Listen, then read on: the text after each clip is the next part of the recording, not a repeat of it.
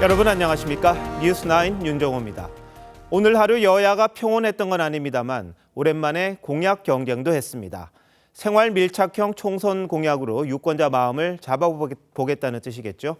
공교롭게 똑같이 TV조선이 연중 기획으로 내보내고 있는 저출생 대책이었습니다. 국민의힘은 아빠가 되면 한 달간 출산 휴가를 무조건 가는 방안을 내놓았는데 먼저 이태희 기자입니다. 국민의힘 유이동 정책위의장이 정책이 담긴 택배가 준비됐다며 한동훈 비대위원장에게 배송을 부탁합니다. 제품의 중요성을 감안하여 배송기사를 특별히 한동훈 위원장으로 배정하였습니다. 한동훈 기사님 준비되셨습니까? 택배기사 차림을 한 한 위원장은 서울 시내 한 스타트업 업체를 찾아 일과 가정 양립 정책이 담긴 상자를 전달했습니다. 청년과 아이 키우는 부모들의 삶에 대한 현재의 부진, 재원이라든가 현실성을 충분히 고려한 정책을 내놓을 겁니다. 국민의힘은 부모가 아이와 함께하는 시간을 늘리기 위한 정책, 특히 남성 육아 촉진에 초점을 맞췄습니다. 현행 10일인 배우자 유급 휴가를 1개월로 늘리고 이를 의무화하겠다고 했습니다. 출산 전에도 남편이 육아휴직을 쓸 수 있게 하는 방안도 공약에 담겼습니다. 인구 문제를 전담하는 부총리급 인구부 신설도 추진할 계획입니다. 다만 저출생 대책이 육아에만 초점이 맞춰져 주거나 자산 지원에 대한 대책이 상대적으로 부족하다는 지적도 나옵니다. 국민의힘은 당 홈페이지에 접속해 국민들이 직접 원하는 정책을 주문할 수 있도록 했는데 주문 내용을 토대로 정책을 보완해 나갈 방침입니다. TV조선 이태희입니다. 민주당은 현금 지원 공약이 많았습니다. 아이 둘을 낳으면 임대주택을 제공하겠다는 내용이 눈에 띄는데 어떤 내용들이 있는지 최원희 기자가 이어서 보도합니다. 민주당은 요양병원 간병비와 온 동네 초등 돌봄, 경로당 주 5일 점심에 이은 네 번째 총선 공약으로 저출생 종합대책을 내놨습니다. 돈 때문에 결혼과 출산을 포기하지 않도록 하겠다고 했습니다. 모든 신혼부부의 기초자산 형성을 국가가 직접 지원하겠습니다. 민주당은 주거대책의 일환으로 자녀 둘을 낳으면 전용 면적 59제곱미터, 셋을 낳으면 84제곱미터 공공임대주택을 제공하겠다고 했습니다. 또 자녀 1인당 8세부터 17세까지 월 20만 원씩 아동수당을 지급하고 출생부터 고교 졸업 때까지 월 10만 원을 펀드 계좌에 넣어주겠다는 공약도 내놨습니다. 결혼과 출산 비용 지원안도 포함됐습니다. 모든 신혼부부에게 1억 원을 10년 만기로 빌려주고 자녀 숫자에 따라 원리금을 차등해 감면해 주겠다는 건데 첫째 출산 땐 무이자로 바뀌고 둘째 땐 이에 더해 원금의 반까지 깎아줍니다. 셋째까지 낳으면 이자와 원금 전액을 감면합니다. 이런 공약들을 총괄할 인구위기 대응부도 신설할 계획입니다. 20-30조 가까운 지금 재정 투입이 이루어지고 있는 것으로 저희들은 그렇게 파악을 하고 있습니다. 저희들도 총체적인 재원 부담을 비슷한 정도에서 맞추고 있다. 하지만 이미 시행 중인 저출생 정책에 들어가는 비용까지 고려하면 총 재원은 더 늘어날 수밖에 없어 사회 문화적 변화 없이 재정을 지원하는 것만으론 한계가 있다는 지적도 나옵니다. TV조선 최원입니다. 총선을 앞둔 여권의 고민 중 하나가 김건희 여사 관련 이런저런 구설입니다. 당 비상대책위원부터 현역 중진 의원까지 명품백 논란을 직접 풀어야 한다고 요구하는데 한동훈 비상대책위원장도 처음으로 국민이 걱정하실 부분이 있다고 말했습니다. 김아링 기자가 보도합니다. 김건희 여사의 명품백 수수 의혹에 대해 몰카 공작이라고만 했던 한동훈 비대위원장이 전후 과정에서 분명히 아쉬운 점이 있다고 했습니다. 그 전후 과정에서 분명히 아쉬운 점이 있고 국민들께서 걱정하실 만한 부분이 있었다고 저도 생각합니다. 한 위원장이 김 여사의 명품백 논란과 관련해 문제점을 인정한 건 처음입니다. 김경률 비대위원과 삼선의 하태경 의원은 김 여사의 직접 사과를 요구했습니다. 우선은 사실관계가 저희로서도 궁금하잖아요. 국민들로서도. 사실관계를 말씀하고 사과하자. 박정아 수석 대변인도 개인 의견을 전제로 김 비대위원 의견에 공감을 표했습니다. 개인적인 의견으로서는 김경률 위원의 말씀에 많은 부분 공감하고요. 당내에서 사과 요구가 커지자 윤재욱 원내대표는 의총에서 사건의 본질은 정치 공작이라며 자제를 당부한 것으로 전해졌는데 의도적으로 접근을 해서 함정을 만들어서 만드는 소위 몰카 공작이고 또 정치적 공작입니다. 수도권 출마자들의 시각과 거리가 있다는 반발도 나왔습니다. 지난달 한 시민단체로부터 명품백 수수 의혹과 관련해 청탁금지법 위반 신고를 받은 국민권익위는 늑장 수사를 하고 있다는 민주당 주장에 절차대로 조사 중이라고 밝혔습니다. TV조선 김하림입니다. 이재명 민주당 대표는 과반 의석을 총선 승리 기준으로 내놓았습니다. 원내 일당은 당연한 거겠죠. 어제 원희룡 전 장관이 출마를 선언한 자신의 지역구 인천 계양을에 다시 나서겠다는 뜻도 밝혔습니다. 최지원 기자입니다. 민주당 이재명 대표가 기자간담회에서 이번 총선을 전쟁에 비유하며 승리가 절박하다고 강조했습니다. 그러면서 총선 승리 기준은 의석 과반이자 원내 일당인 151석이라고 말했습니다. 선거제는 명분과 실리 사이에서 균형을 찾겠다고 했습니다. 병립형 회귀를 시사하며 실리를 더 강조했던 기류에서 달라진 겁니다. 선거라고 하는 거는 뭐 여러분도 너무 잘 아시지만 승부 아닙니까? 이상적인 주장. 멋있게 지면 무슨 소용이 있겠어요? 국민의힘 한동훈 비대위원장이 내세우는 86운동권 교체론에 대해선 운동한 게 잘못이냐며 잘라야 할 이유냐고 되물었습니다. 한 위원장에 대한 평가도 하고 싶지 않다고 했습니다. 자신의 거취 문제에 대해선 지역구 의원이 어딜 가겠느냐며 인천 계양을 출마 의지를 분명히 했는데 계양을 출마를 공식화한 원희룡 전 장관은 정치를 정상화시키는 계기가 될 거라고 반응했습니다. 민주당 공천관리위원회는 여성과 청년, 장애인에게 공관위 심사에 25%를 가산하는 공천룰을 발표했습니다. 국민이 참여하는 국민참여 공천제에는 투명성과 합리성을 확보하겠다고 했습니다. 공천 과정의 투명성, 국민 인식과의 편차를 극복하는 합리성을 확보하고자 합니다. 강성 지지층의 입김에 휘둘릴 수 있다는 일각의 우려를 의식한 조치로 보입니다. TV조선 최재원입니다. 이준석 신당도 정책 경쟁에 뛰어들었는데 논쟁을 일으키려는 의도가 엿보입니다. 노인들의 지하철 무임승차를 폐지하고 연간 12만 원짜리 교통카드를 지급하겠다고 했습니다. 그러자 대한노인회가 폐륜 공약이라며 즉각 반발했습니다.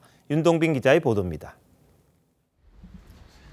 65세 이상 지하철 무임승차 폐지를 추진하겠다고 한 이준석 개혁신당 정강정책위원장은 스스로 논쟁적인 공약이라고 했습니다.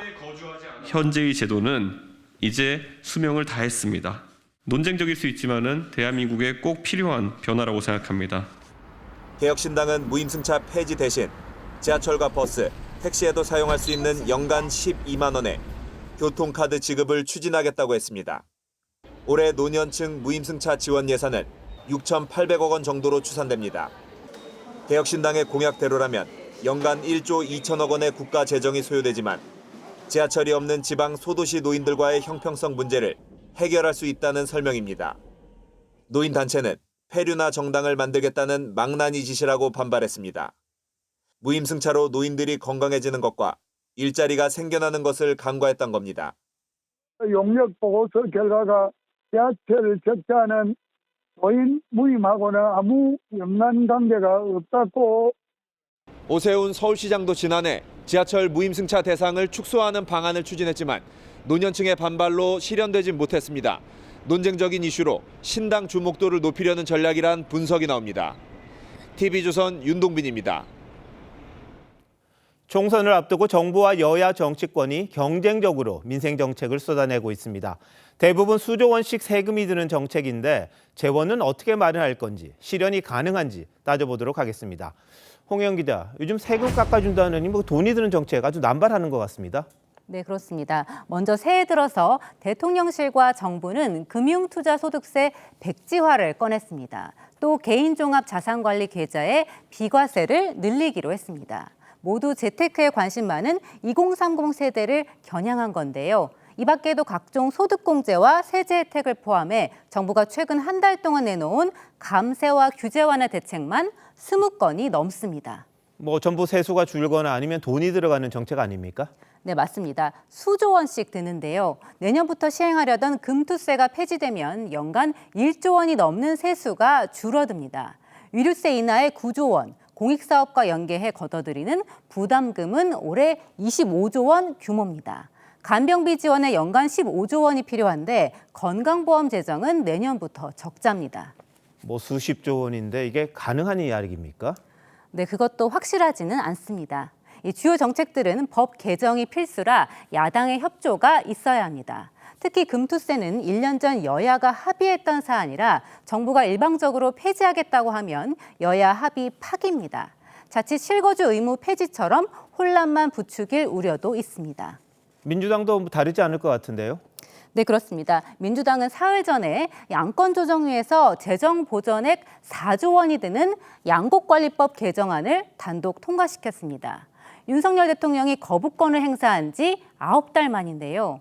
국민의힘은 농민 표심을 노린 보여주기식 입법이라고 비판하고 있습니다. 민주당은 또 앞서 보셨던 저출생 대책과 함께 공공의대 설립, 경로당 점심 제공 등을 내놓고 있습니다. 우리 경제 형평상 이게 가능한 겁니까? 감당할 수 있습니까? 네, 이미 지난해 예상보다 세금이 덜 거치면서 실질적인 나라 살림을 보여주는 관리 재정 수지 적자 규모가 60조 원에 이릅니다. 올해는 90조 원을 넘을 것으로 예상되는데요. 이 재정 적자는 국내 총생산의 3.9%로 늘어나게 됩니다. 그런데도 이 부족한 세금을 어떻게 메꾸겠다는 대안은 없습니다. 우리나라 같은 경우는 사실 세수 문제가 더 심각하죠. 지금 논의가 되고 있는 감세 정책들은 그런 산업정책이나 전략적인 접근이라기보다는 당연히 재정 건전성에는 부담으로 작용할 수밖에 없지 않나 싶어요. 나라 살림이 어려워지거나 말거나 간에 이거 밀어붙이잖아요. 결국 총선입니까? 네, 4년 전 기억하실 겁니다. 지난 2020년 문재인 정부와 민주당은 총선을 2주 앞두고 코로나19 재난지원금 지급을 발표했습니다. 결과는 민주당의 압승이었죠.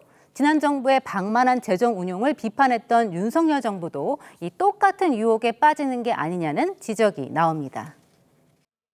여야를 막론하고 너무 뒷감당 없이 재원 대책 없이 약속을 하고 있고 세제를 볼모로 인기 위주로 법안 폐지나 개정을 이용하는 건 혼란을 줄 수 있고 사후적인 또 대응이 계속 문제가 될 겁니다. 일단 지르고 보자 이런 식의 대응, 유권자들이 심판할 수밖에 없을 것 같습니다. 홍영 기자 잘 들었습니다.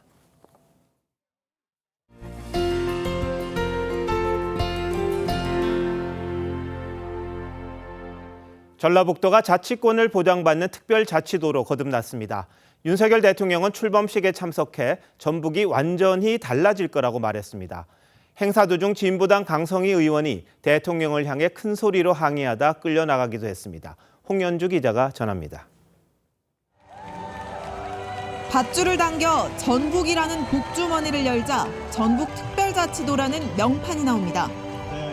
128년 만에 전북이 특별광역자치단체로 새롭게 출범했습니다.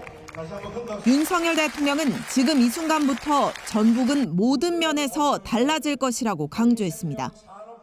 전북이 비약적인 발전을 이루고 대한민국의 성공으로 이어질 수 있도록 저 자신이 직접 꼼꼼하게 챙기겠습니다. 윤 대통령은 최근 경기도에서 연이어 민생 토론회를 연 데 이어 석 달 만에 호남을 방문했는데 총선을 염두에 둔 행보란 관측도 있습니다. 출범식엔 전주를 지역구로 둔 진보당 강성희 의원도 참석했는데 윤 대통령과 악수를 나누던 중 고성으로 항의하다 경호원들에게 끌려나갔습니다.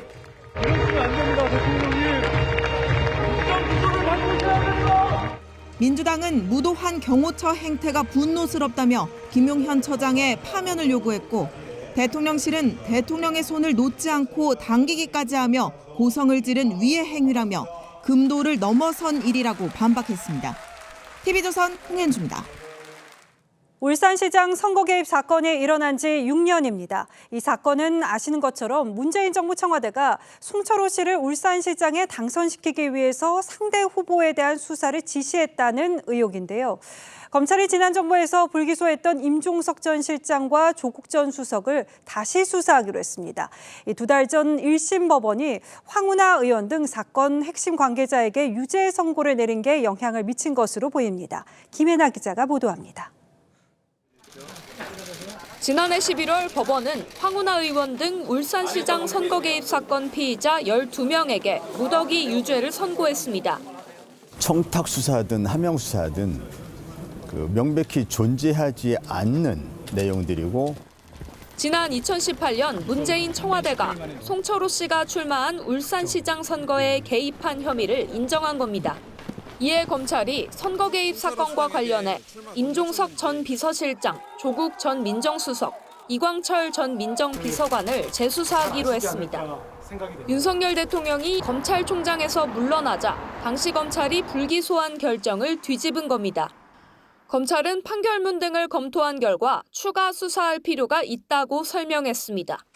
작년 11월 법원이 판결문에 조 전 수석과 임 전 실장의 이름을 각각 6번, 8번 언급한 점이 재수사 결정의 배경이란 겁니다.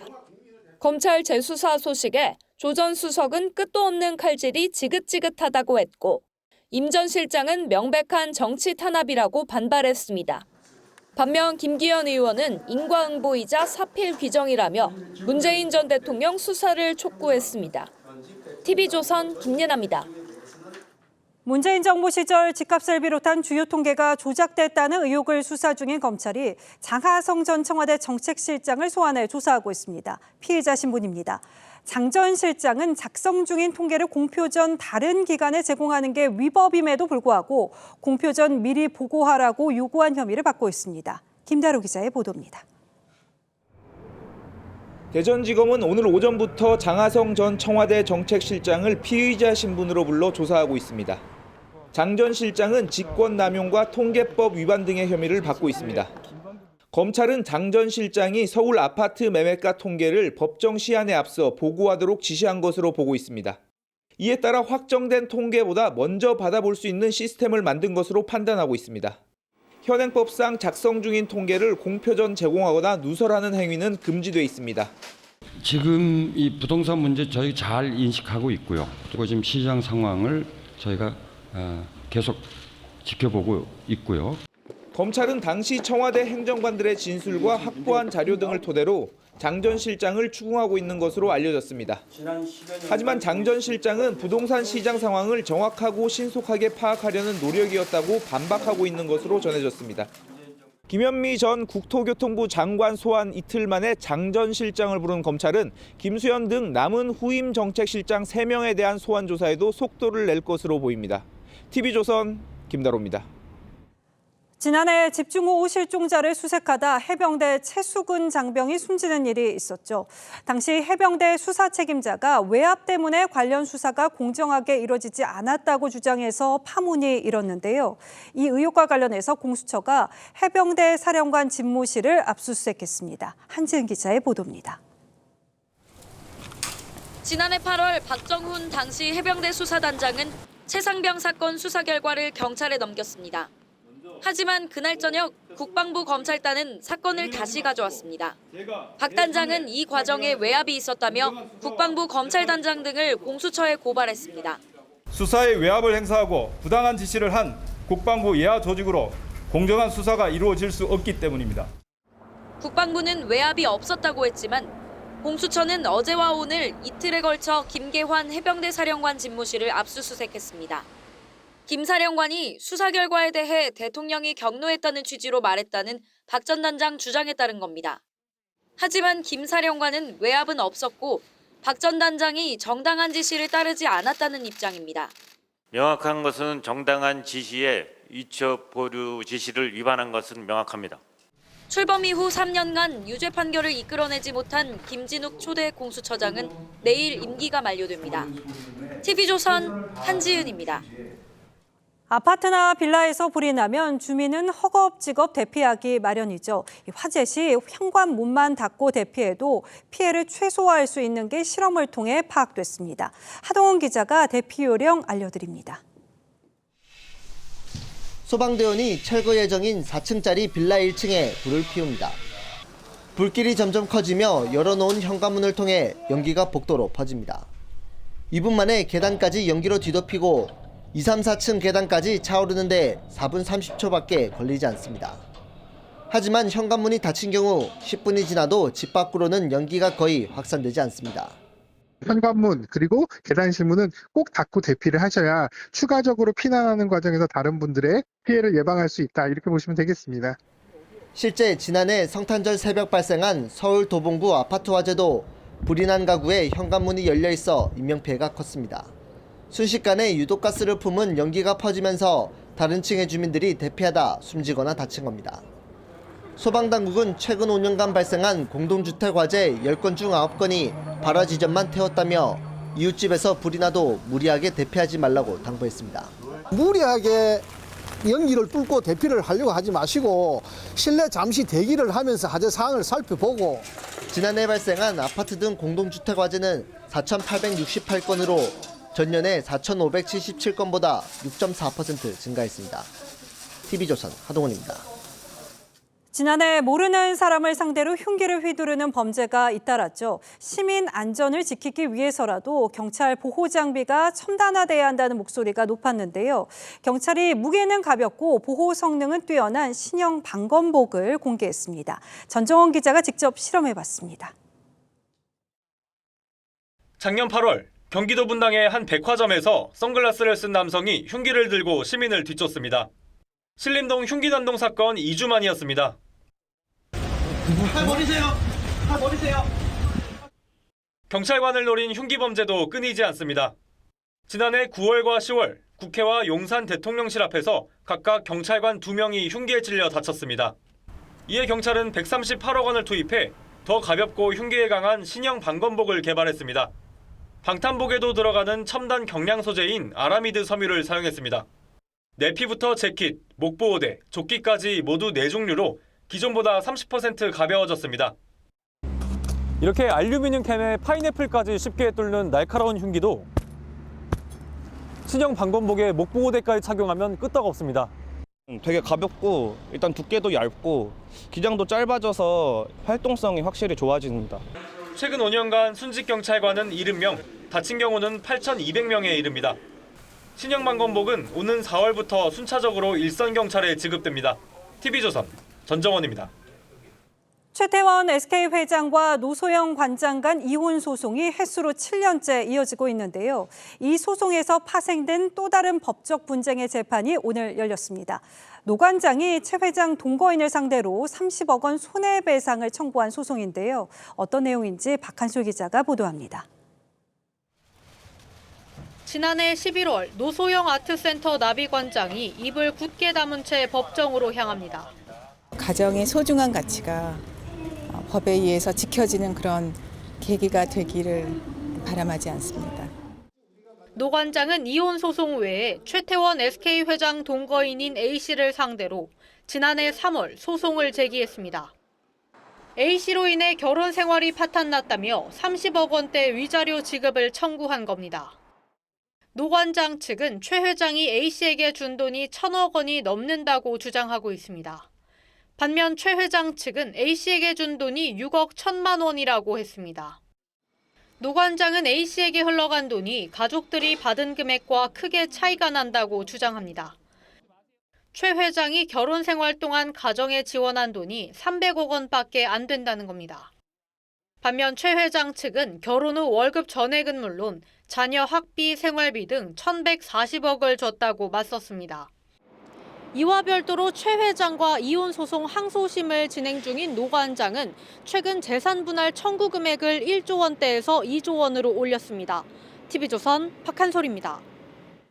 메이저리거 김하성이 술자리 폭행 의혹을 두고 후배 임혜동과 진실 공방을 벌이고 있다는 소식이 전해졌었죠.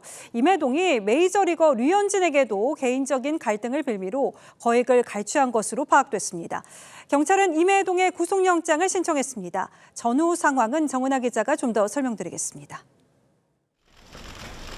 전직 프로야구 선수 임혜동 씨는 2021년 류현진 선수와 다툼이 있었던 것으로 알려졌습니다.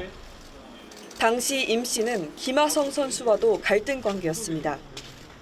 경찰은 임 씨가 폭행을 당했다며 류현진 선수를 협박한 것으로 보고 있습니다. 실제 류 선수는 지난해 임 씨에게 3억 8천만 원을 송금한 것으로 경찰은 파악했습니다. 임 씨가 상습 폭행을 빌미로 김하성 선수에게 뜯어낸 것으로 알려진 돈도 4억 원에 이릅니다. 한국을 대표하는 메이저리거 2명에게 받아낸 돈이 7억 8천만 원인 겁니다. 그동안 경찰은 임 씨를 3차례 불러 조사하고 휴대전화 포렌식 등을 통해 혐의 입증에 주력해왔습니다. 임 씨는 모든 혐의를 부인하고 있습니다. 2년 동안 연락을 한 적이 없고 금전 요구나 이런 것들 단 한 번도 없었어요. 경찰은 공갈 혐의로 임 씨에 대해 구속영장을 신청했습니다. TV조선 정은아입니다. 삼성전자가 인공지능 AI폰을 내놨습니다. 통화와 문자를 실시간으로 13개 언어로 통역했고 사진도 자유자재로 편집했습니다. 다른 제조사도 AI폰 경쟁에 뛰어들고 있습니다. 이대로라면 앞으로는 스마트폰이라는 말 자체가 사라질지도 모르겠습니다. 유혜림 기자입니다. 외국인에게 걸려온 전화를 받자 동시 통역이 진행됩니다. 오늘 점심 12시 2명 예약하려고 하는데요. 알겠습니다. 오늘 점심 12시로 예약할 수 있습니다. 문자도 실시간으로 번역되는데 공손하게 혹은 편안하게 말투를 바꿀 수 있습니다. 이 통역 기능은 외부 서버를 거치지 않고 단말기 안에서 작동되는 온디바이스 AI로 인터넷이 끊겨도 사용이 가능합니다. 생성형 AI를 활용한 기능도 추가됐습니다. 이렇게 간판이 있는 곳에서 비뚤게 찍힌 사진도 생성형 인공지능을 활용하면 수평을 맞추고 배경을 깨끗하게 만들 수 있습니다. 화면에 동그라미만 그리면 AI가 자동으로 인식해 검색해주기도 합니다. Artificial intelligence will bring about great change in the mobile industry and in a way we live. 지난해 스마트폰 출하량이 13년 만에 처음 애플에 추월당한 삼성전자가 AI폰으로 승부수를 띄운 겁니다. 외신은 애플보다 기술적으로 차별화됐지만 소비자들의 스마트폰 교체 주기를 앞당길진 의문이라고 평가했습니다. 삼성전자에 이어 샤오미와 애플 등 주요 제조사들도 AI폰을 예고해 소비자들의 마음을 사로잡기 위한 AI 개발 경쟁이 더욱 치열해질 전망입니다. TV조선 유혜림입니다. 북한 김정은 국무위원장이 지난달 새 전용차인 마이바흐 리무진을 타고 등장해 논란이 됐습니다. 이번엔 같은 회사의 수억 원대 최고급 SUV까지 공개가 됐습니다. 수출 금지 품목이 어떻게 이리 쉽게 북한으로 들어가는지 이채림 기자가 알아봤습니다. 김정은 위원장이 검은색 SUV에서 내려 악수합니다. 차량 뒷좌석 문 옆엔 국무위원장 표식도 새겨져 있습니다. 지난해 11월 용성기계공장 방문 당시 영상이 최근 공개됐는데 독일 벤츠사가 생산하는 2억 6천만 원대 마이바흐 SUV로 보입니다. 철판 방탄과 유리 방탄이 기본이고요. 선서 공급 기능부터 어떤 기능을 넣느냐에 따라서 원래 차 가격의 서너 배 정도일 정도니까 가격이 천차만별이고요. 지난달엔 마이바흐 세단과 리무진을 바꿔가며 등장했는데 최소 수십 대의 전용차를 보유한 것으로 알려졌습니다. 수해 현장을 찾을 때 영국 레인지로버를 타거나 일본 렉서스 SUV를 직접 운전하는 모습을 공개했고 2018년 평양에서 남북 정상이 벤츠 리무진을 타고 카 퍼레이드를 한 사진은 UN 대북 제재 보고서에도 실렸습니다. 고급차 수입을 금지하는 대북 제재를 피하기 위해 북한은 독일에서 출고된 차량을 이탈리아와 중국, 러시아 등 6개국을 거쳐 운송하기도 했습니다. This will only lead to a dead end. It will simply confirm North Korea's reputation as a blatant offender of international rules and norms. 서울에서 베를린에서 만난 한미일 북핵 대표는 국제사회의 대북 제재 결의 이행을 촉구하고 독자 제재에 대한 공조도 강화하기로 했습니다. TV조선 이채림입니다. 닷새 뒤 뉴햄프셔에서 열리는 미국 공화당의 두 번째 대통령 후보 경선 결과가 관심입니다.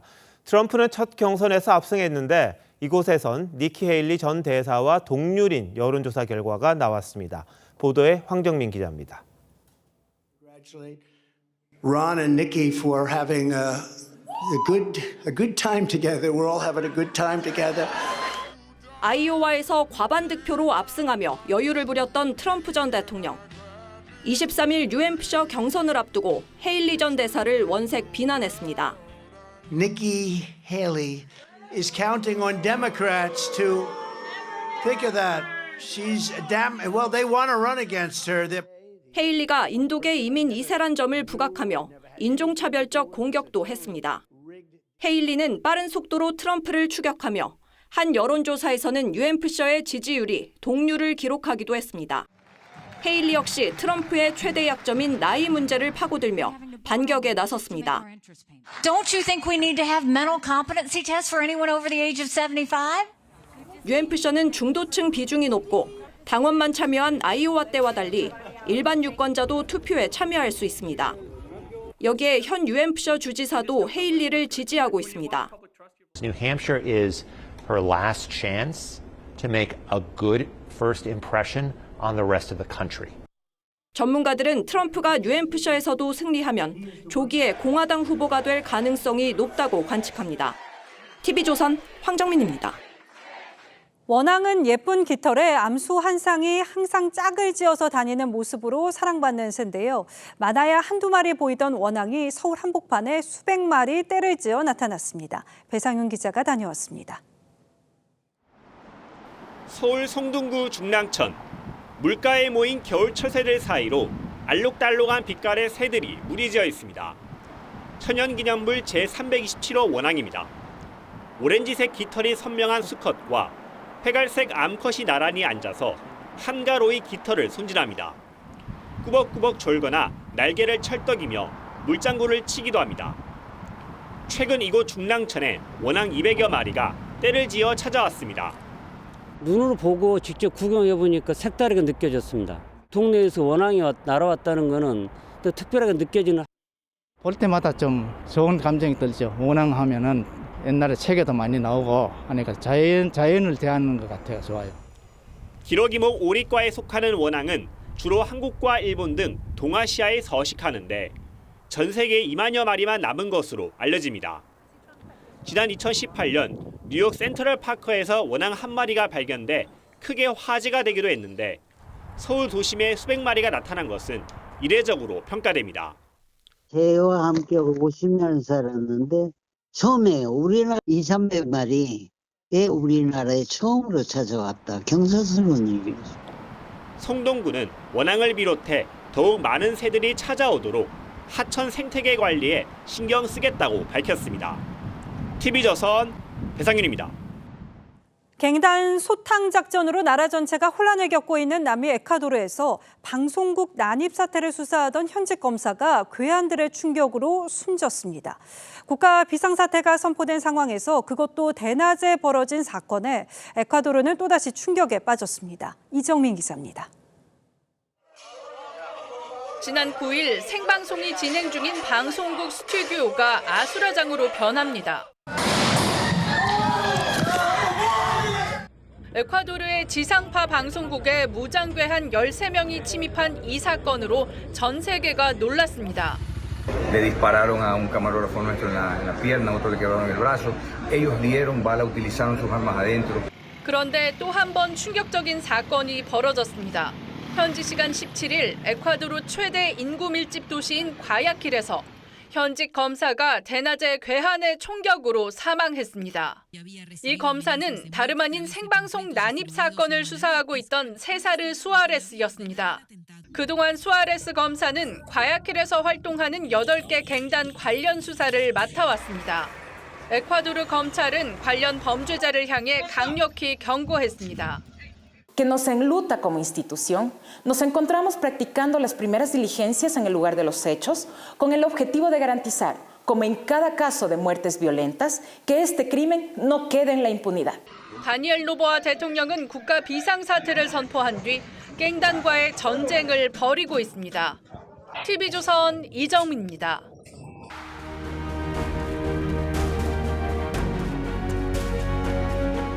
심슨 가족이 사는 마을에 난생 처음 곰 한 마리가 나타났다 사라집니다. 심슨이 요란을 떱니다. 곰이 득실거리면서 아이들을 다 잡아먹을 거라고 선동을 하고 시청으로 쳐들어가죠. 그렇게 순찰대가 등장하자 기고만장합니다. Not a bear in sight. The bear patrol must be working like a charm. 하지만 딸의 반박에 꼼짝을 못합니다. That's specious reasoning, Dad.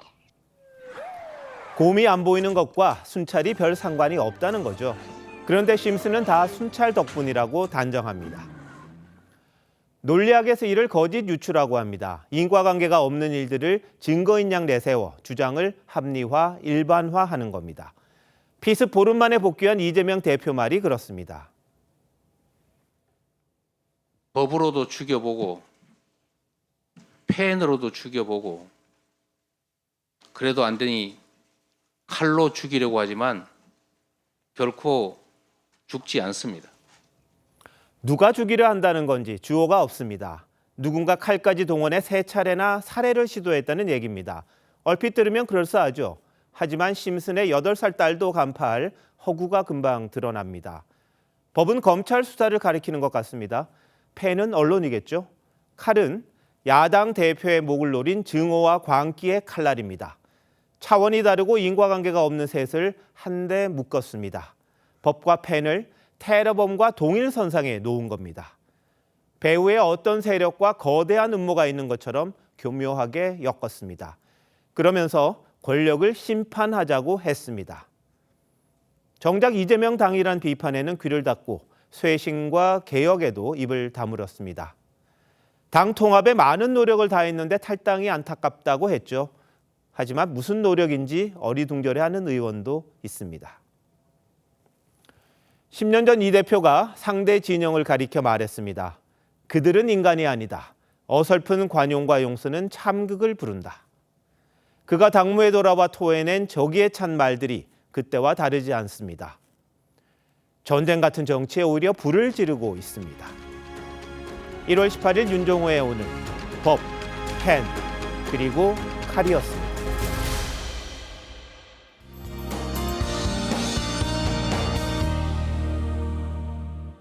영동 지역은 앞으로 일요일까지 장기간 눈이 이어지겠습니다. 많고 무거운 눈에 각종 시설물 피해 없도록 유의해 주시고요. 미끄럼 사고에도 주의해야겠습니다. 우선 내일까지 강원 중북부 산간에 5에서 10cm, 남부 산지와 북부 동해안으로도 최대 7cm의 많은 눈이 예상됩니다. 영남은 오늘 밤까지, 전남 해안은 내일 오후까지 가끔 비가 내리겠고요. 제주는 내일까지 10에서 60mm가량이 예상됩니다. 오늘 밤부터 전국에 바람이 강하게 불겠고 당분간 강원 산지는 안개가 짙겠습니다. 오늘 겨울치고 온화한 날씨를 보였는데요. 내일도 아침에 서울이 1도, 대구 4도 등 명상권에서 출발하는 곳들이 많겠고요. 낮에는 서울이 8도, 남부지방은 10도 안팎까지 올라 추위는 쉬어가겠습니다. 당분간 동해안으로는 강한 너울성 파도가 밀려와 주의해야 합니다. 주말까지 포근한 날씨가 이어지다가 다음 주 초반에는 날이 급격하게 추워지겠습니다. 날씨였습니다. 1월 18일 목요일 뉴스9 마칩니다. 시청해주신 여러분 고맙습니다.